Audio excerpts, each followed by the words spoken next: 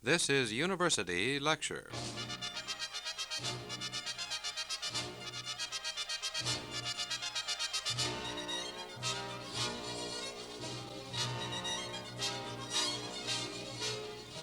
Welcome to another in a series of lectures given on the campus of Iowa State University in Ames. Today, Arthur Miller, professor of law at the University of Michigan, speaks on personal privacy in the computer age, the Dossier Society.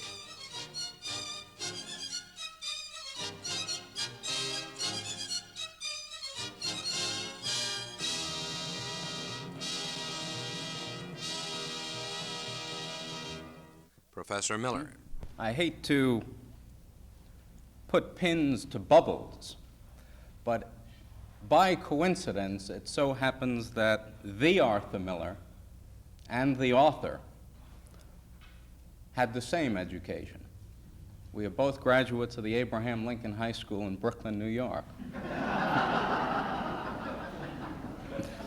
Indeed, I had the misfortune of being at that high school when Death of a Salesman was on Broadway, so the relationship is not a new one to me.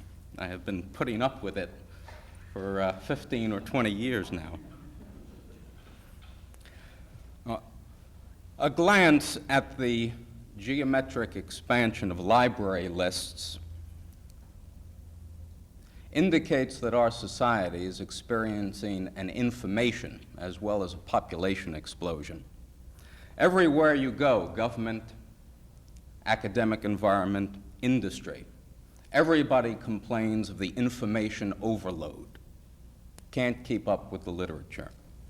Fortunately, a technological revolution centered around a species of machine that we generically call the computer is well underway, and it promises to provide us with the capacity to accumulate, index, analyze, manipulate, store, retrieve, and transmit information in quantities and at speeds and over distances that have hitherto been thought beyond our ken. In addition, the networking of computers, the tying together of these machines, either by use of telephone lines or microwave relay or by satellite, will give us the capacity to completely eliminate the notion of time and space in terms of moving and sharing bodies of information. A number of people who claim that they can perceive the future indicate that these innovations in technology probably are as significant as the invention of movable type. In their conception of the future, information will not be thought of as alphabetical imprints or pictures in a book, but rather as holes on punch cards, magnetic fields on tapes and disks, electrical impulses moving through the core of a computer, and perhaps someday radiations generating through a vat of complex chemicals. Now, even to a simple-minded legal technician, such as myself, one thing is very clear. The computer is not simply a sophisticated indexing machine or a miniaturized library or even a high-speed desk calculator with a gland condition. It is the keystone of a new communications medium whose capacities and societal implications are today but beginning to be perceived. Now, as I am sure you are all aware, simply by staying abreast of the news media in the past 2 to 4 years, there has been a growing awareness of the effects certain data gathering activities and certain technological applications may have on individual privacy. Many people have voiced concern that the computer, with its insatiable appetite for information, its image of infallibility, its inability to forget anything that has been put into it, may become the heart of a surveillance system that will turn society into a transparent world in which our home, our finances, and our associations are bared to the casual observer. A brief recital of some of the blessings and possible blasphemies of the new technology should illustrate the point. In various medical centers, doctors are using computers to monitor physiological changes in the bodies of heart patients. It's done by implanting sensors into the body and staying in communication with those sensors through analog computers. The hope is that we can isolate those changes in body chemistry that precede the heart attack. The quest, of course, is really for an early warning system, so that treatment is not delayed until the heart attack itself, which in many situations renders the patient moribund for all practical purposes. Other plans include the birth number, the single number that will be used to identify individuals for tax purposes, banking, education, Social Security, and even the draft. This would be done in conjunction with the increased computerization of a wide range of individualized records. The goal here is to eliminate much of the existing multiplicity in record keeping, while at the same time expediting the business of society. The key number, or birth number, is crucial to the development of the much heralded checkless, cashless society. Similarly, the key number is a valuable adjunct for the medical profession. If an American should fall ill in Europe or Asia, a local doctor, by using the patient's key or birth number, could dial into a central medical data bank, obtain the individual's health record, drug reactions, and thereby speed the diagnostic and treatment procedures. But let's look at the other side of the ledger. The same electronic sensor and analog computer that can warn us of the impending heart attack also can be used to locate us in society, track our movements, and with an increased sophistication in telemetering, measure our emotions and thoughts. It is not well known the advances that have been made in telemetering over the last decade. They have been so great that one well-recognized criminologist has suggested that we experiment with our criminal population, learn about their chemistry while they are in prison, and as a condition on release from prison, implant sensors in them, track them in society, and whenever the monitoring device indicates that their aggression level is a little too high, whether it be because of thoughts of burglary or watching a ball game, the troops can be sent out to put the man in what's currently called preventive detention. That from a mid-20th century American criminologist. The identification number might become a leash around our necks and make us the object of constant information monitoring through the famous womb-to-tomb dossier that you read so much about. In addition, the administrative conveniences provided by a high degree of information centralization made possible through computers gives those people who control the information a degree of power over us which is unprecedented in our society, and if abused, might make the so-called credibility gaps between governmental statement and governmental action look like bridge table bidding misunderstandings. Now, close scrutiny and evaluation of the implications of data technology on individual privacy is peculiarly appropriate at this time. In many quarters of the society, we are hearing clarions for new databases. The National Data Center. Those of you who watch the FBI on ABC television have seen the famous NCIC, National Crime Information Center, which is not the figment of some television producer's imagination.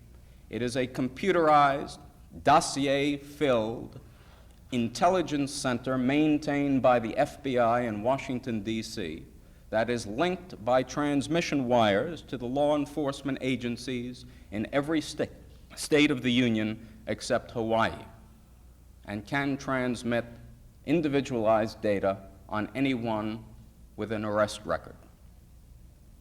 We are also seeing a hypnotic attraction for digital record keeping that envelops our universities, corporations, hospitals, and banks. We should not blind ourselves to the fact that the movement of technology and the practicality of computer-based record keeping will obliterate past restraints on data collection and record keeping. The development of an individualized dossier on every single man, woman, and child in our society not only is technologically feasible today, but will become economically imperative tomorrow. We currently have the capacity, through the use of laser technology, of implanting information on one reel of magnetic tape, which, taken together, would yield a 12-page typewritten dossier on 200 million Americans. That capacity exists today. The world of information transfer and data storage is evolving too rapidly to take comfort from the assertions that these types and dimensions of record keeping will never come to pass. New generations of computer hardware are being spawned constantly. Machine storage capacity and speed are increasing geometrically, and computer costs are declining. Now, to avoid any doubt on the point, I should state very clearly at this juncture, I do not oppose the computer. I am not an anarchist in that sense. I do not oppose information collection, and I do not oppose data centers. It strikes me as foolish to prevent the use of a modern technology that has infinite capacity for good simply because it might be abused. The simple analogy is to the automobile and the airplane. The slaughter on the highway and the problem of overcrowded skies is not going to be cured by banning the car or grounding the airplane.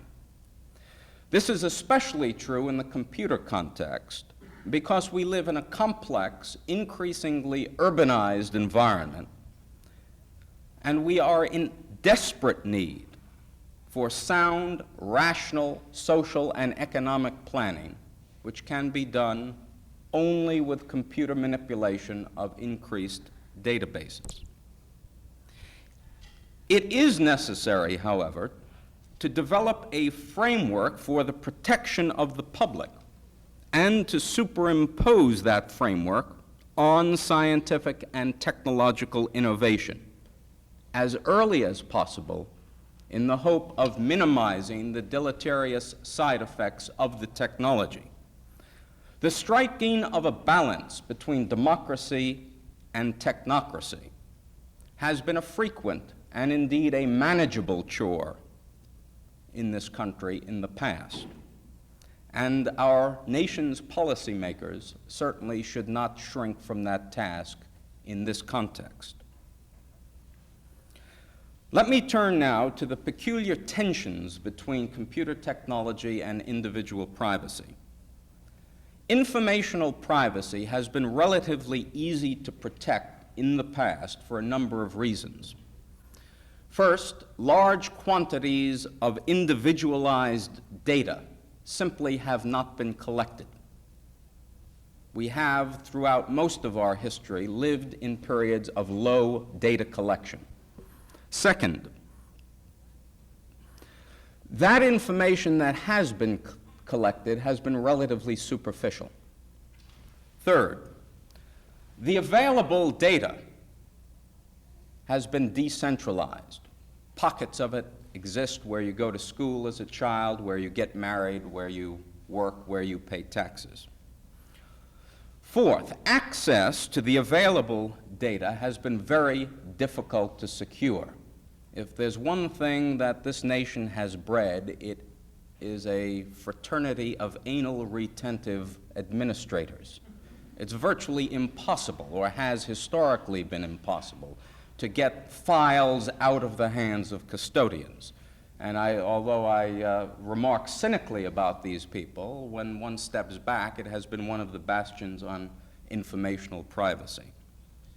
Fifth, people in a mobile society, especially a society that has not closed its frontiers until a half-century ago, and arguably still has not closed its frontier in Alaska, are very difficult to keep track of.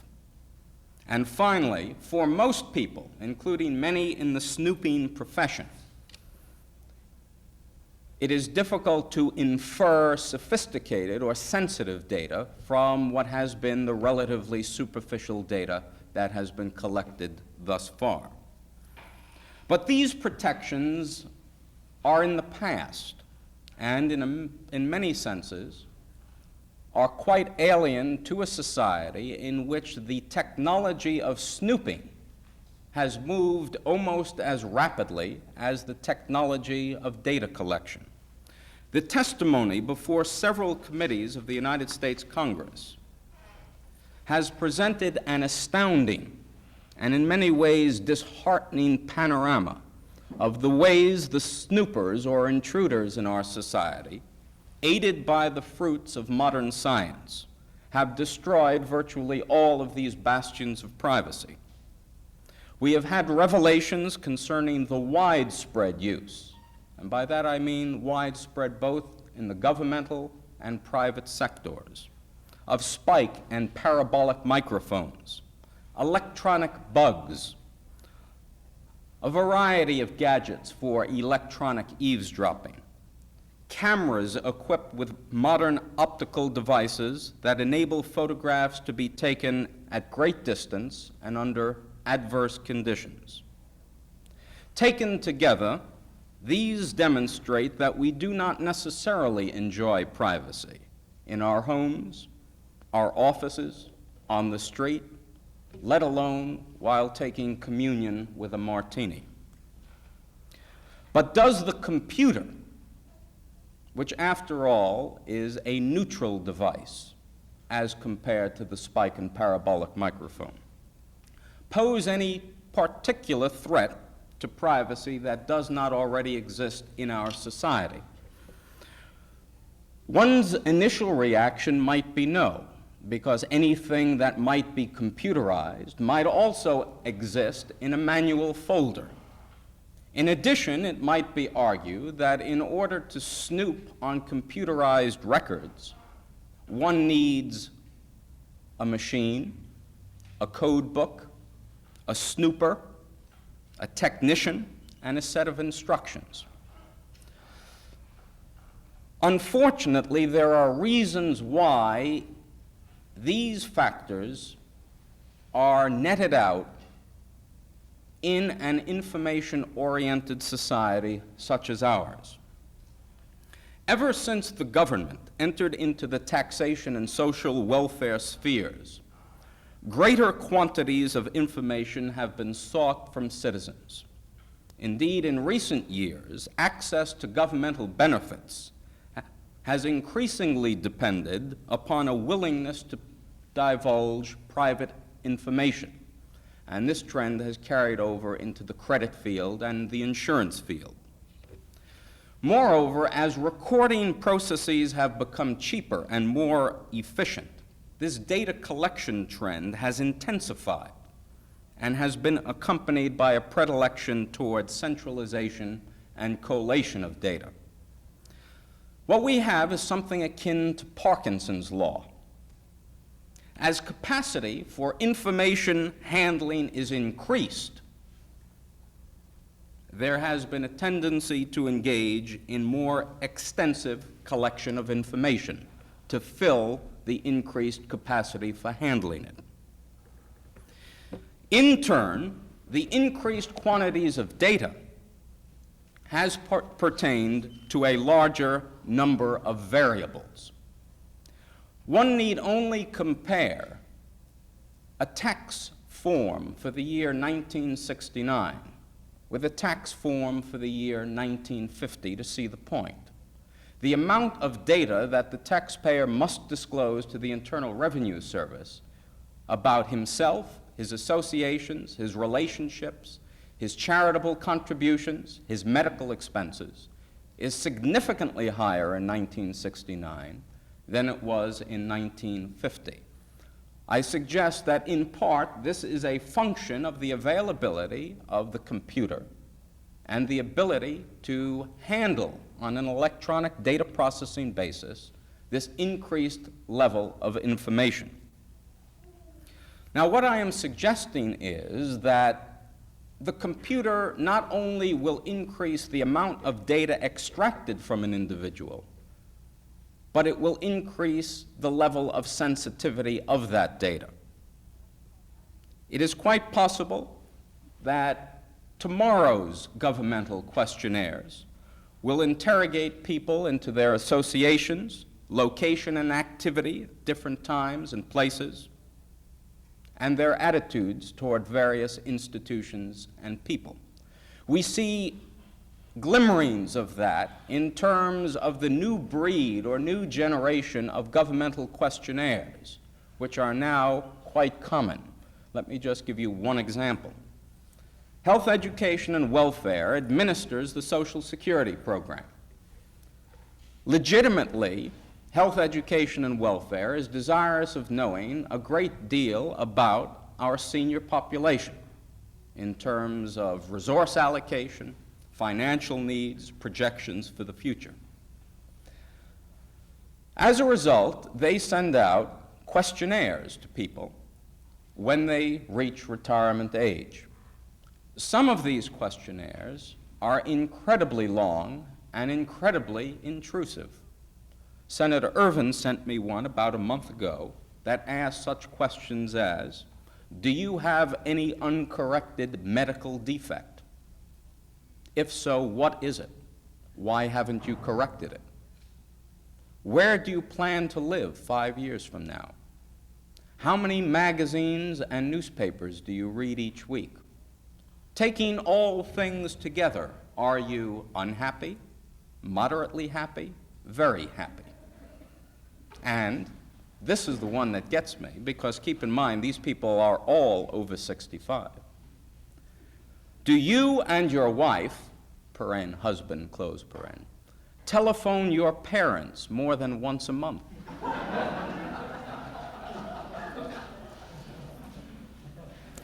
Now, with an increased data store and with increases in the sensitivity of the data being collected, I suggest that you are going to have the magnification of the following risks. Errors in reporting, recordation, and indexing. Keep in mind that today, until we develop optical input devices for computers, the optical scanner, to a degree that we have not achieved thus far, you will have the situation in which all information is collected manually and then coded for electronic input purposes. In other words, there's an additional handling step in the process. And quite naturally, whenever you have an additional step with an additional tier of human involvement, you simply increase the risk of error.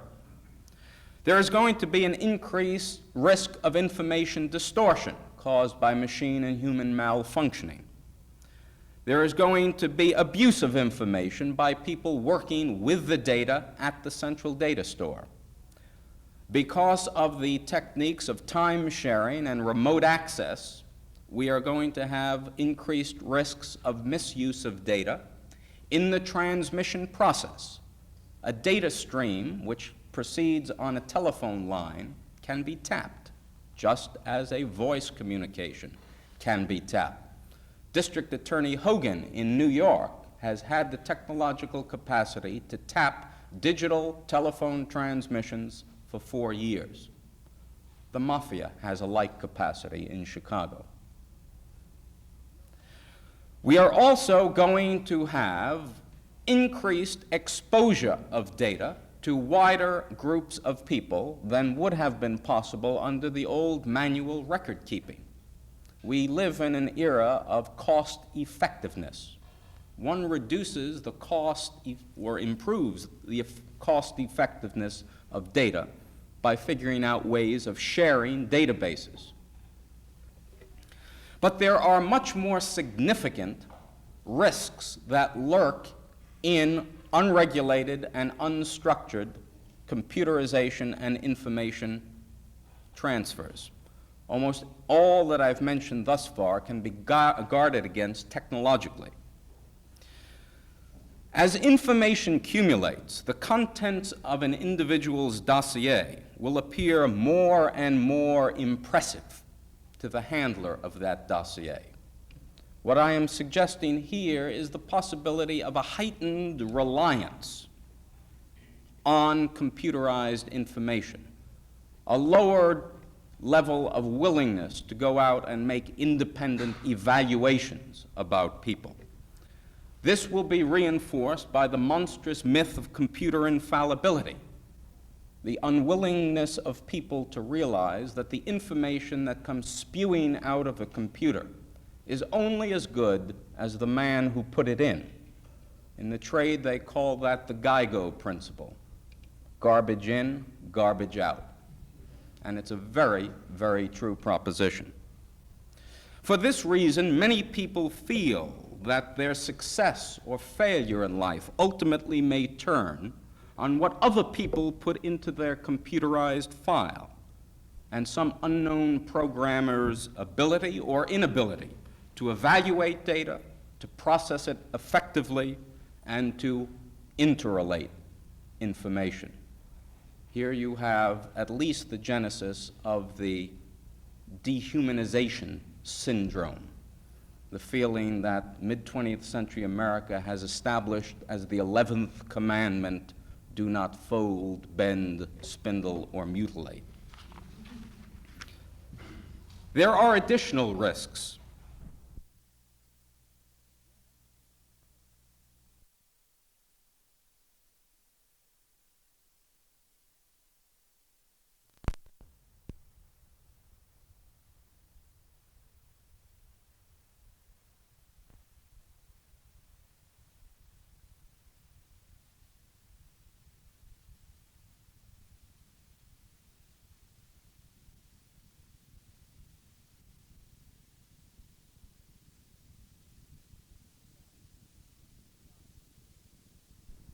NCIC, the National Crime Information Center, which I referred to a few minutes ago, provides computerized rap sheets on anyone that is under investigation by a law enforcement agency. The rap sheet simply is the criminal record, the so-called criminal record of the surveillance subject.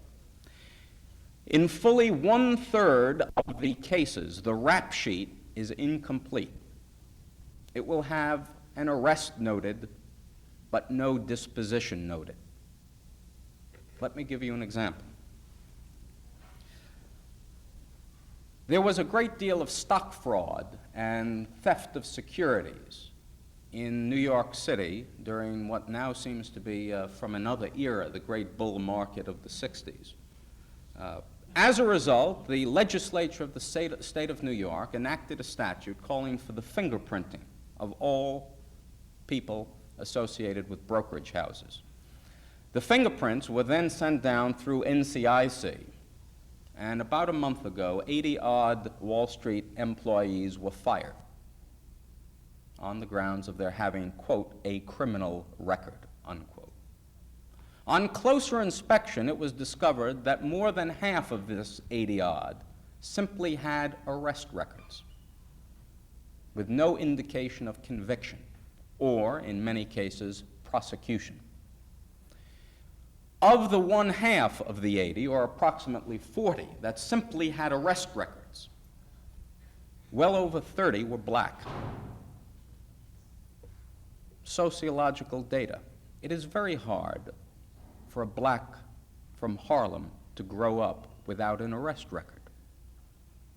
The New York City police, on occasion, and usually with some justification, engage in dragnet arrests when they're trying to break a crime or stop narcotics traffic. Few of those people are ever prosecuted. The notion that they are criminals that justify their firing from brokerage houses is a very strange one, especially in a society that theoretically is trying to bring our black population into its mainstream. In some cases, it's not simply a question of failure to update data, failure to note that the man was not prosecuted or that the man was acquitted. This is a typical rap sheet entry. Arrested, January 1st, 42. Convicted, felony, June 8th, 42. Sentenced, Leavenworth, 6 months. Very dangerous sounding individual. That is the rap sheet entry on a law teaching colleague of mine who was a conscientious objector during World War II. And I might say that the test for conscientious objection, the legal test since 1942, has changed dramatically, so that if he were to assert conscientious objection today on the grounds that he did in 1942, there would be no prosecution. A very common entry you see today is one that says, again, arrested, January 10th, 58, convicted, disorderly conduct, resisting arrest, criminal trespass, disturbance of the peace, sentenced 4 months.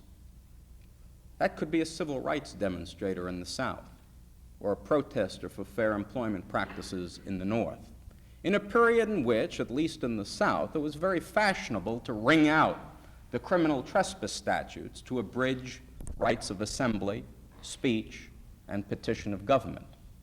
That conviction might have been reversed on appeal. Today, there could be no prosecution under current Supreme Court decisions.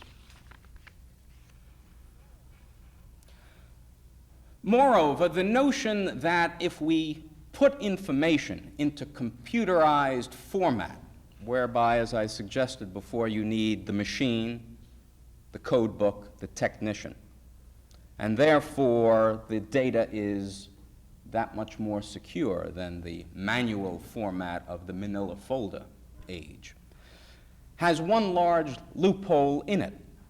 If you posit increased quantities of data about each person, and if you also posit increased sensitivity level about the data on each person, and if you further posit the centralization of large quantities of electronic dossiers on large number of people, then you have an increased incentive for gaining access to the computerized file that may offset the difficulty of gaining access to it.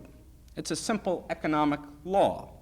If we assume that this cost of securing access to computerized dirt is higher than the cost of dredging out the dirt in a more traditional form of record, but if we then centralize the dirt so that you get more payoff per intrusion, then the cost for securing a unit of computerized dirt may actually be lower than the cost of securing manual folders. I think it would be very foolish for us to fail to appreciate the fact that there is an industrial espionage network in the United States. We have the so-called mafia, We have the law enforcement agencies. Each one of these groups has the incentive, the technological expertise, and the dollars to mount a very effective intrusion effort in terms of computerized data centers.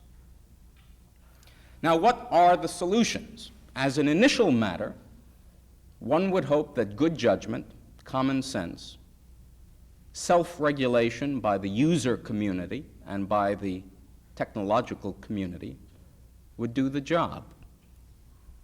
Those who handle individualized data, whether it be financial profiles in a credit bureau, student records in a school system or university, medical files in a hospital, welfare lists in a governmental agency, or personal data in a large corporation. All of these people have an obligation to each of the people whose informational profiles they manipulate daily. They owe each of these people an obligation to protect them. There are a number of very clear and easily employed safeguards. Now, I might state at the outset, there is no such thing as a fully effective and fully safeguarded computer system. For every lock, there's a key. For every password system, there is a method of breaking the code. The only truly effective guardian for informational privacy is strict controls over the information that can be collected and input into the system in the first instance. Certain types of information simply should not be recorded, even if it's technically feasible to do so, and even if it is administratively desirable to collect the data. It has been desirable from some perspectives and technologically feasible to require Americans to carry passports when traveling internally in this country, as some other nations have done. It is also desirable from some perspectives, and certainly technologically feasible, to require universal fingerprinting. In both cases, proposals along those lines have been rejected by Congress simply as being inconsistent with the philosophical fiber of our society.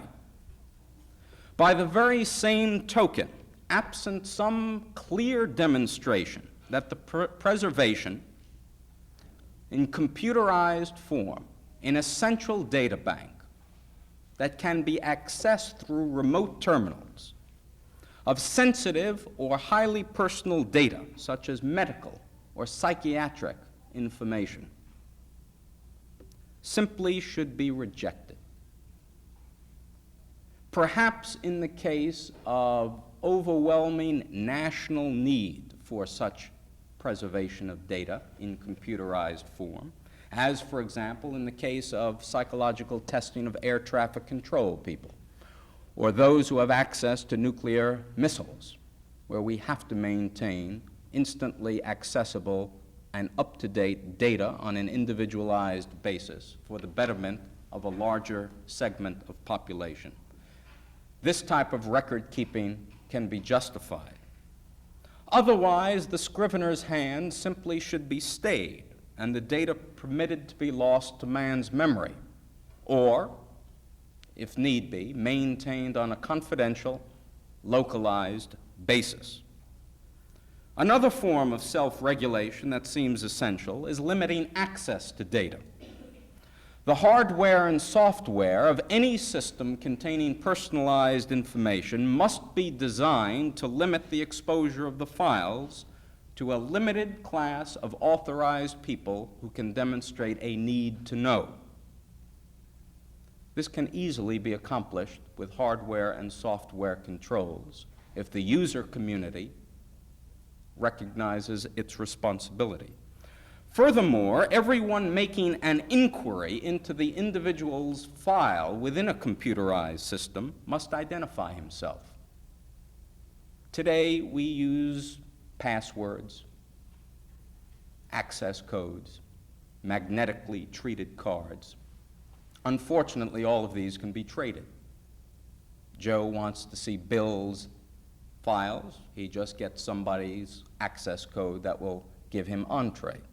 However, in the near future, we should be able to use such things as fingerprints as an access code, voice prints, combination, physical characteristics. There are several firms working on devices such as these, all designed to ensure that the man sitting at the machine seeking access to the files has been declared an authorized user with a legitimate need to know.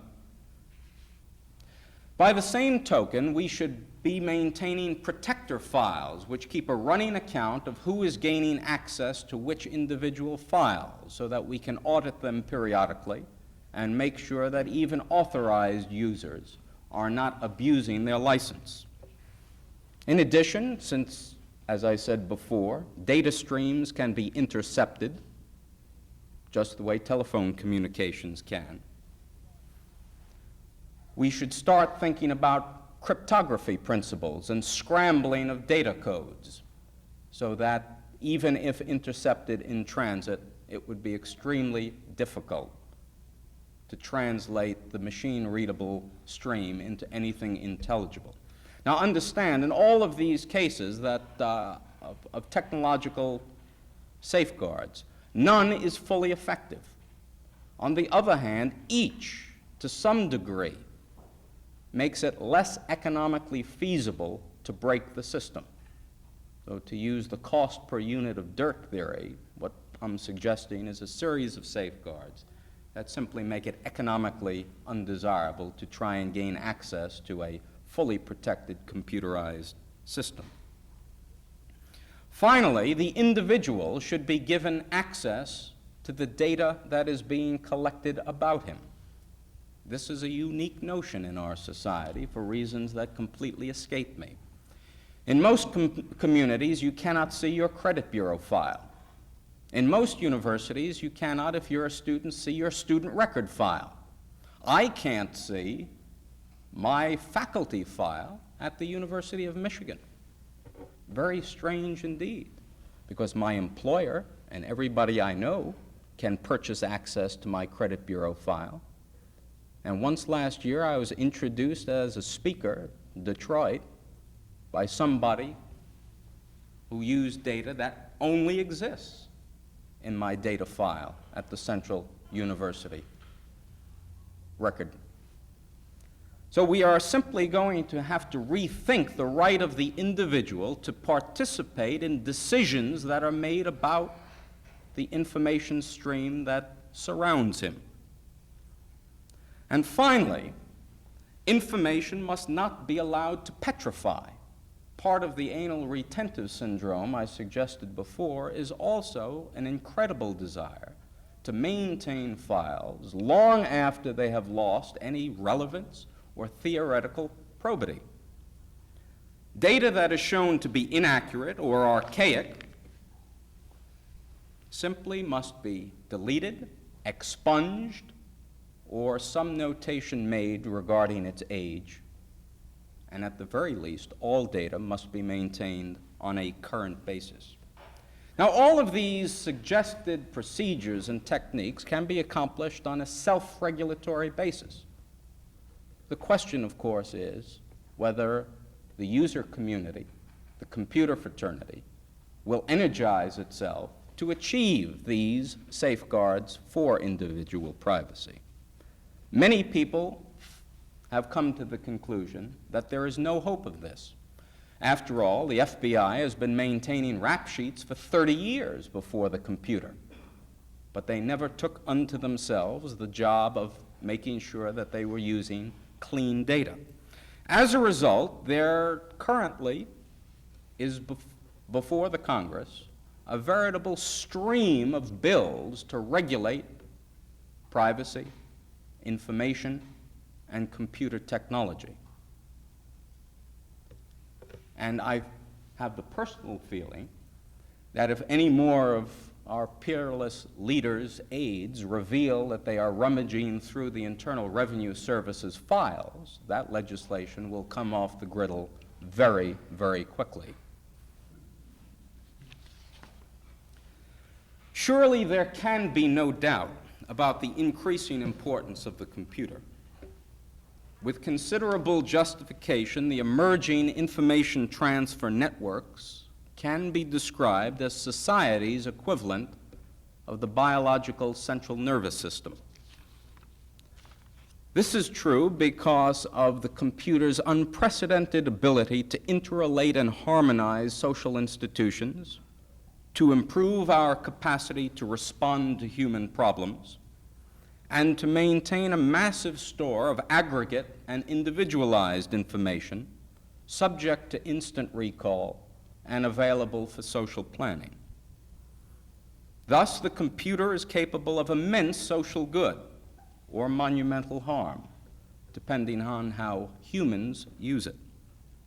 As one commentator has put it, processed information could be the basis for a police state. But on the positive side, this information could and should compel government to take account of every single individual in the development of policy. In short, just to exist will be to participate.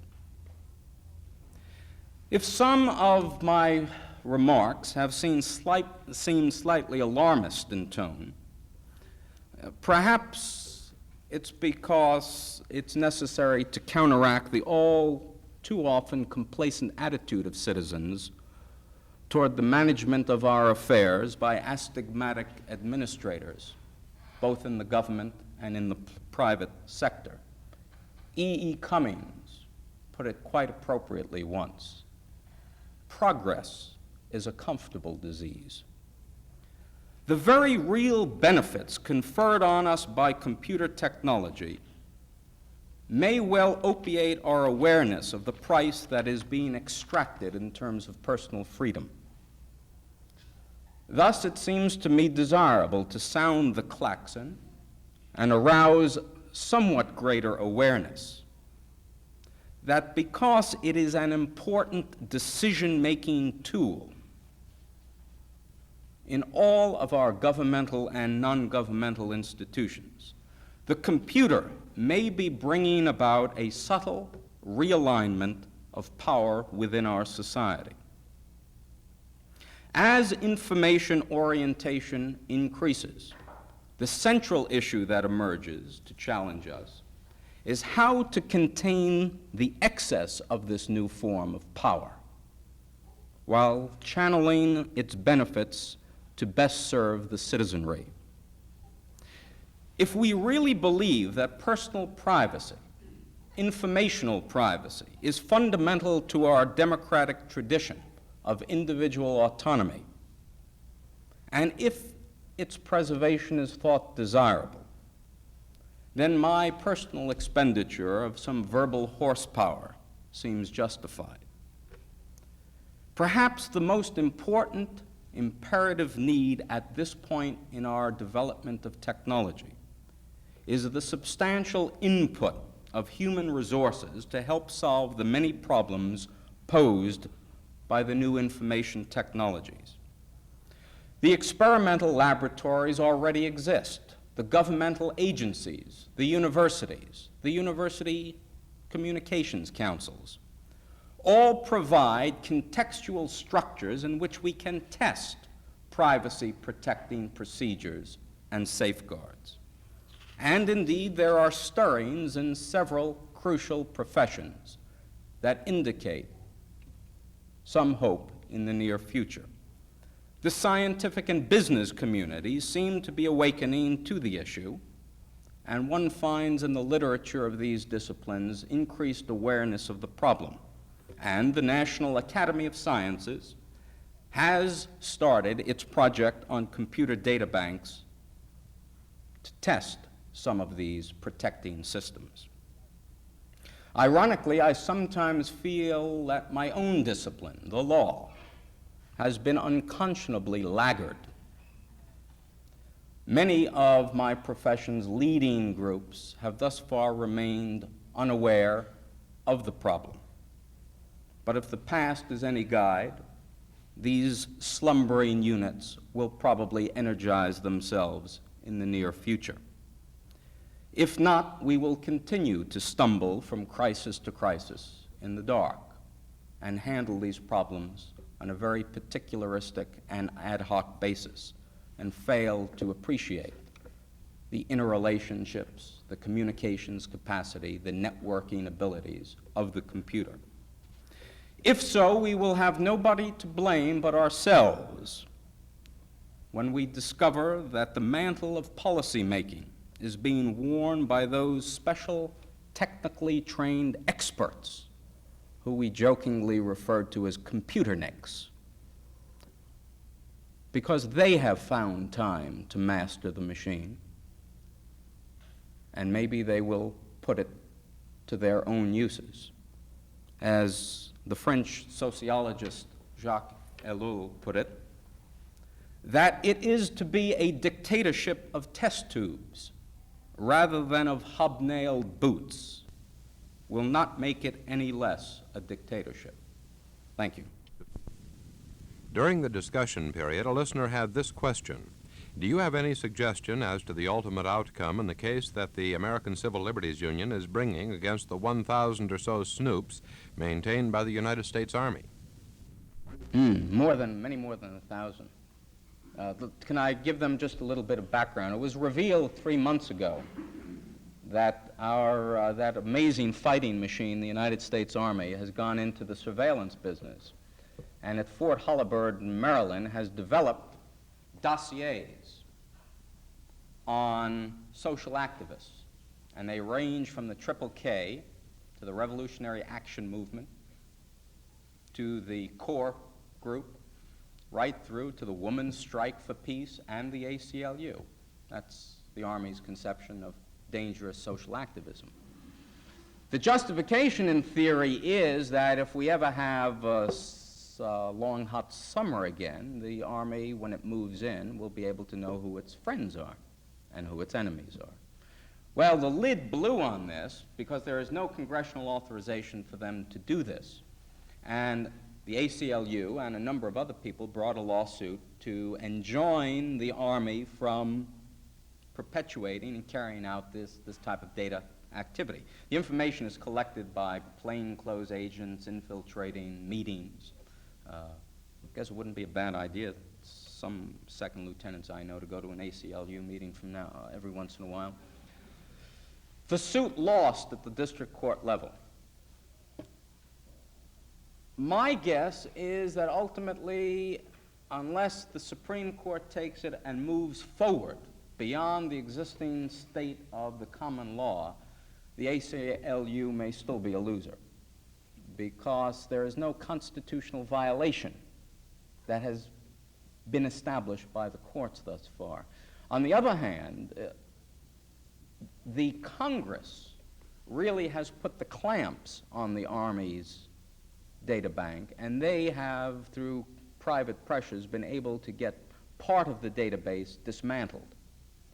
So perhaps what we can't do by direct court action, we may be able to do indirectly through congressional pressure. New Jersey had a comparable system, and to its everlasting credit, a New Jersey state court ordered the destruction of a very comparable data file. But that is a state doing it, and there's less of a doctrinal base for ordering the United States Army to do it. I'm not too sanguine about that case. I'm really not. Another listener asked if it is possible to find friendly sources who will acquire a person's own data and make it available to him. And is there any technique for creating a friendly investigation whereby it might be possible to limit it to strictly favorable information? The answer to both questions is yes.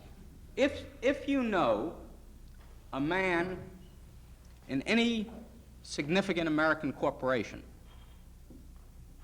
he can get the book on you for you. Let me give you an illustration. The former chief security officer for Hughes Tool, which is a moderate-sized aircraft company, was in my office a few days ago. And he told me that when he left Hughes Tool about a decade ago, at that time, Hughes Tool, which is a moderate-sized corporation, had dossiers on 3 million Americans.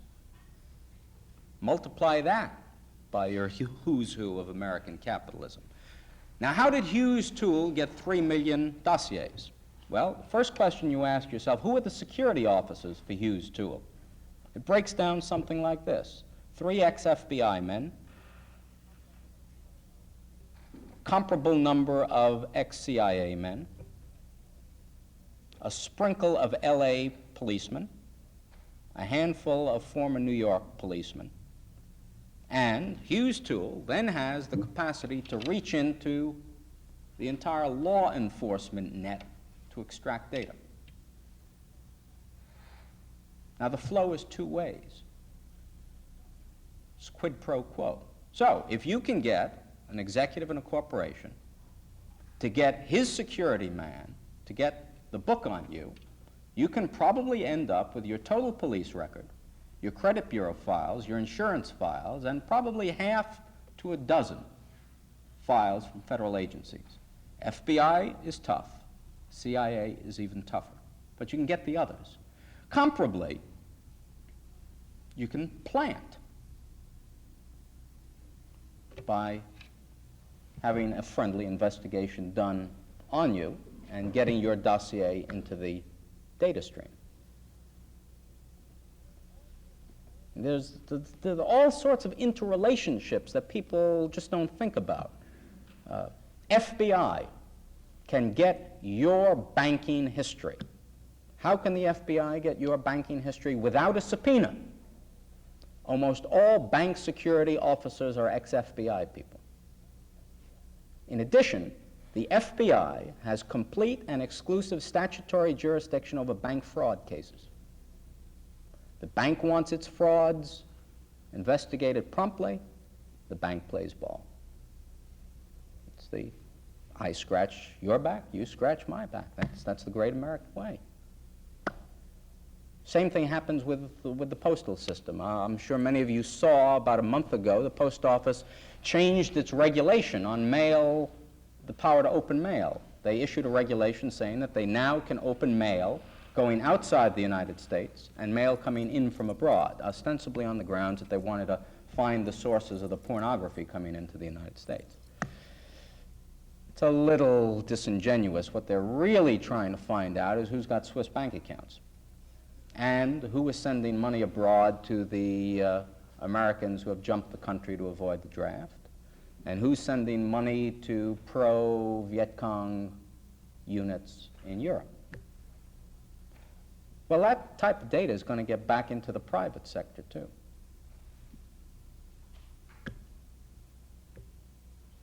These are some of the things that, they just lie beneath the surface. And as I say, you can become paranoid.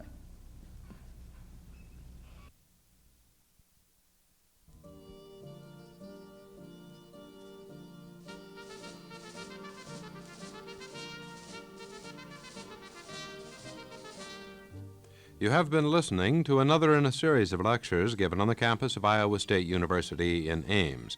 Today, Arthur R. Miller, professor of law at the University of Michigan, spoke on the topic Personal Privacy in the Computer Age, the Dossier Society.